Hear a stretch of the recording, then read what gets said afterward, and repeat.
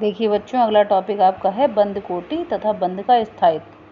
तो देखिए इसे किस सूत्र से आप ज्ञात कर सकते हैं। बंद कोटि बराबर NB माइनस Na/2। तो NB यहाँ पर क्या है, जो बॉन्डिंग मॉलिक्यूलर ऑर्बिटल है उसमें इलेक्ट्रॉनों की संख्या है। Na क्या है, एंटी बॉन्डिंग मॉलिक्यूलर ऑर्बिटलों में इलेक्ट्रॉनों की संख्या है। ठीक है, तो किसी अणु की बंद कोटि ऋणात्मक नहीं हो सकती है। वह संरचना जिसके लिए बंद कोटि शून्य होती है वह अस्थायी होती है। अस्थायी मतलब अनस्टेबल होती है।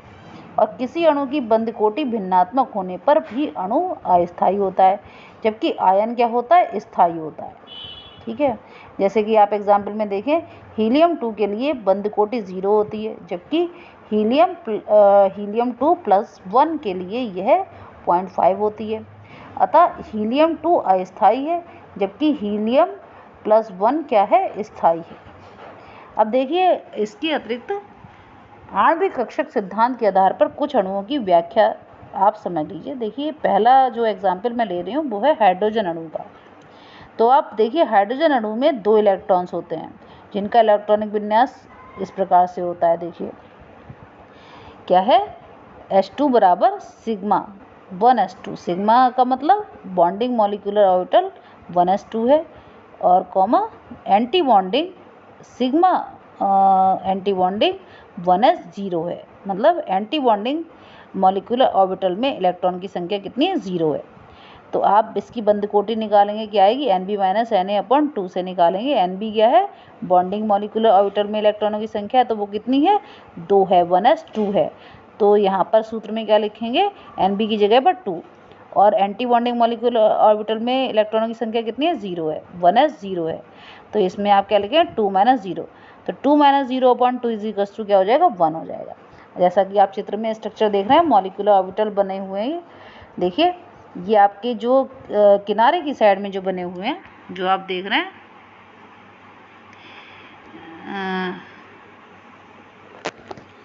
इसी में आप देखेंगे जो आपके साइड में H1s और H1s लेफ्ट और राइट साइड में आप देख रहे हैं, षटभुज टाइप का स्ट्रक्चर आपको दिखाई दे रहा है।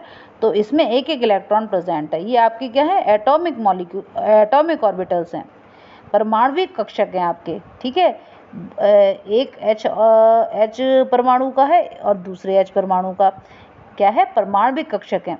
जब ये आपस में मतलब अतिव्यापन करते हैं, ओवरलैपिंग करते हैं, सिग्मा बॉन्ड बनाते हैं। सिग्मा बॉन्ड बना रहे हैं, एक एक युग्मित इलेक्ट्रॉन है, तो ये क्या कर रहे हैं, ये बॉन्डिंग मॉलिक्यूलर ऑर्बिटल बना रहे हैं, किसकी, सिग्मा बंध के द्वारा। सिग्मा बंध के द्वारा एक बॉन्डिंग मॉलिक्यूलर ऑर्बिटल बन रही है, और इसमें ये दोनों इलेक्ट्रॉन जो है मिलकर एक मॉलिक्यूलर ऑर्बिटल बना रहे हैं। और जो आपका एंटी बॉन्डिंग मॉलिक्यूलर ऑर्बिटल है उसमें एक भी इलेक्ट्रॉन प्रेजेंट इस समय नहीं है। तो जो आपका जो अणु है वो क्या होगा, आपका इसकी बंद कोटि क्या प्राप्त होगी, 1 प्राप्त होगी। अर्थात दोनों हाइड्रोजन परमाणु जो हैं वो एकल बंध से आपको जुड़े हुए दिखाई दे रहे हैं, और इसके पास कोई भी अयुग्मित इलेक्ट्रॉन आपको दिखाई नहीं दे रहा है इस समय। केवल क्या है, सिग्मा 1s जो है बॉन्डिंग मॉलिक्यूलर ऑर्बिटल आपको दिखाई दे रही है, और कोई भी अयुग्मित इलेक्ट्रॉन आपको मॉलिक्यूलर ऑर्बिटल्स में दिखाई नहीं दे रहा है, चाहे वो बॉन्डिंग हो चाहे वो एंटी बॉन्डिंग मॉलिक्यूलर ऑर्बिटल हो। तो ये जो है ये किस प्रकार का गुण प्रदर्शित करेगा, प्रतिचुंबकीय प्रकार का गुण प्रदर्शित करेगा। ठीक है बच्चों, किस प्रकार का, प्रतिचुंबकीय प्रकार का गुण प्रदर्शित करेगा। इसके अतिरिक्त देखिए सेकंड एग्जाम्पल आप देखिए H2 प्लस आयन का। तो इसमें देखेंगे आप इलेक्ट्रॉनों की कुल संख्या कितनी हो रही है, 1 हो रही है। कितनी इलेक्ट्रॉनों की कुल संख्या है, 1। आप इसका इलेक्ट्रॉनिक विन्यास निकालेंगे तो कैसे बनेगा, sigma 1s1 anti bonding sigma 1s0, है ना। तो इसमें आप बंद कोटि को निकालेंगे तो क्या बनेगा, देखिए बंद कोटि आप निकालेंगे तो 1/2 1 - 0 = 1/2। अतः जो आयन होगा वो कैसा होगा, स्थायी होगा। आयन जो है वो भिन्नात्मक रूप में भी स्थायी हो सकता है, तो ये आयन कैसा होगा, स्थायी होगा। अब आप देखेंगे जो एटॉमिक ऑर्बिटल हाइड्रोजन का एक है 1s का, उसमें एक अयुग्मित इलेक्ट्रॉन है, लेकिन जो दूसरा 1s का आपका एटॉमिक ऑर्बिटल है उसमें एक भी इलेक्ट्रॉन प्रेजेंट इस समय नहीं है, क्योंकि आपका ये आयन है, हाइड्रोजन का आयन। H2+1, मतलब एक इलेक्ट्रॉन इसने दान कर रखा है ही नहीं इसके पास। तो आप देखेंगे जो मॉलिक्यूलर ऑर्बिटल आपका बॉन्डिंग मॉलिक्यूलर ऑर्बिटल सिग्मा वाला जो है उसमें एक अयुग्मित इलेक्ट्रॉन इसमें प्रेजेंट आपको दिख रहा है, लेकिन जो anti bonding sigma molecular orbital है उसमें कोई भी आपका इलेक्ट्रॉन प्रेजेंट नहीं है। तो आपको इसमें जो बॉन्डिंग मॉलिक्यूलर ऑर्बिटल है उसमें एक अयुग्मित इलेक्ट्रॉन की प्रेजेंस के कारण ये जो आपको अणु होगा वो कैसे किस प्रकार का होगा, किस प्रकृति का, अनुचुंबकीय प्रकृति का होगा। मतलब जो मैग्नेटिक फील्ड है उसमें ये अट्रैक्ट होगा, क्योंकि इसके पास क्या है, एक अयुग्मित इलेक्ट्रॉन प्रेजेंट है। यदि हम बात करें H2- आयन की, मतलब H2- आयन की, तो इसमें क्या है, इलेक्ट्रॉनों की कुल संख्या कितनी दिख रही है, 3। तो इसका इलेक्ट्रॉनिक विन्यास क्या होगा, सिग्मा बॉन्डिंग मॉलिक्यूलर ऑर्बिटल कितना 1s2 और एंटी बॉन्डिंग मॉलिक्यूलर ऑर्बिटल कितनी है 1s1। तो बंद कोटि क्या हो जाएगी 1/2, 2 - 1 = 1/2। अतः ये भी आयन कैसा होगा, स्थायी होगा। अब आप देख रहे हैं इसमें हाइड्रोजन के दो आपके एटॉमिक ऑर्बिटल में, एक एटॉमिक ऑर्बिटल में केवल एक इलेक्ट्रॉन है और एक एटॉमिक ऑर्बिटल 1s में कितने हैं, 2 इलेक्ट्रॉन हैं।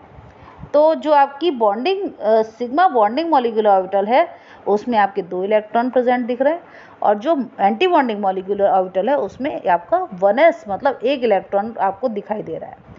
तो अगर आप देखेंगे तो ये अणु कैसा होगा, चुंबकीय क्षेत्र में क्या होगा, अट्रैक्ट होगा, मतलब अनुचुंबकीय प्रकृति को शो करेगा।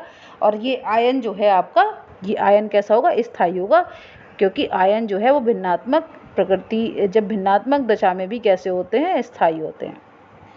इसके अतिरिक्त अगर आप देखेंगे अगला एक अणु का एग्जाम्पल हीलियम के अणु का, तो हीलियम के अणु में जो इलेक्ट्रॉनों की कुल संख्या है कितनी, 4 है।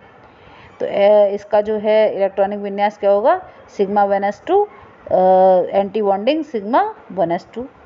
तो आप देखेंगे बंद कोटि क्या होगी 1/2, 2 - 2 = 0, मतलब ये अणु कैसा होगा, अस्थायी होगा।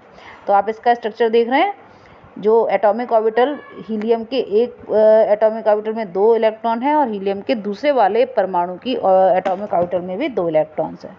तो जो मॉलिक्यूलर बॉन्डिंग मॉलिक्यूलर ऑर्बिटल है उसमें 2 इलेक्ट्रॉन और जो एंटी बॉन्डिंग मॉलिक्यूलर ऑर्बिटल है उसमें भी 2 इलेक्ट्रॉन प्रेजेंट है। मतलब ये जो अणु है वो किस प्रकृति का होगा, आपके प्रतिचुंबकीय प्रकृति को शो करेगा। मतलब ये जो अणु है वो चुंबकीय क्षेत्र में अट्रैक्ट नहीं होगा, क्योंकि इसमें कोई भी अयुग्मित इलेक्ट्रॉन प्रेजेंट नहीं है।